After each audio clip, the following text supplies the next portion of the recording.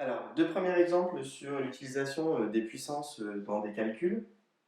Si on veut calculer 6 puissance 2 fois 6 puissance 3.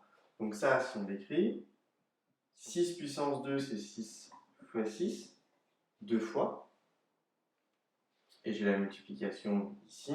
Et ensuite, j'ai mon 6 puissance 3. Donc c'est-à-dire mon 6 fois 6 fois 6. Et ce 3 fois. Au final, j'ai multiplié combien de fois ce 6? Je l'ai une fois, deux fois, trois fois, quatre fois, 5 fois. Donc j'ai 6 puissance 5. Qu'est-ce qu'on a fait avec les exposants?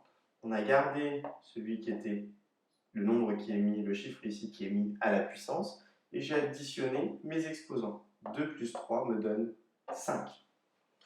Pour le deuxième exemple, on peut faire la même chose. Vous voyez bien que je ne vais pas m'amuser à écrire le moins 3 multiplié par lui-même 10 fois de suite. On va écrire que c'est donc moins 3. J'ai puissance 4 plus 10.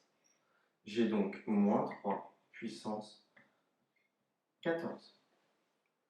Donc nous venons de voir comment se comportent les puissances avec la multiplication.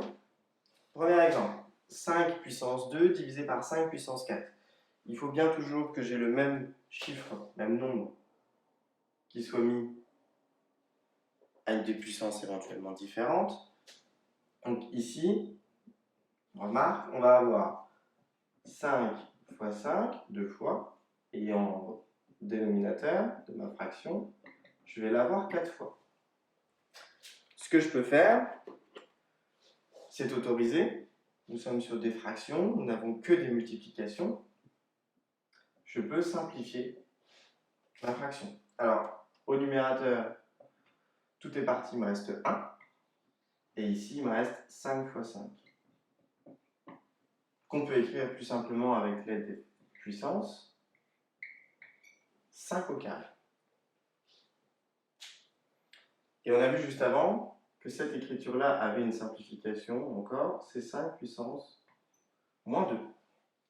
On peut retrouver facilement 5 puissance 2 divisé par 5 puissance 4. Ce qu'on va faire avec les puissances, c'est qu'on va les soustraire.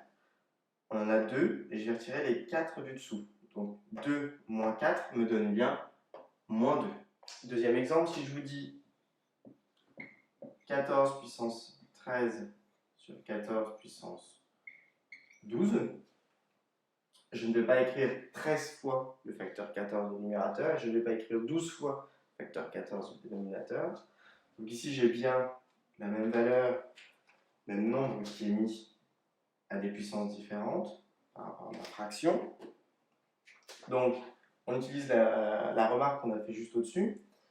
Ça va être 14, celui qui est en commun, et puis exposant 13 moins 12. Et on obtient donc 13 moins 12, 1. Et on a vu juste avant que 14 puissance 1, c'était 14.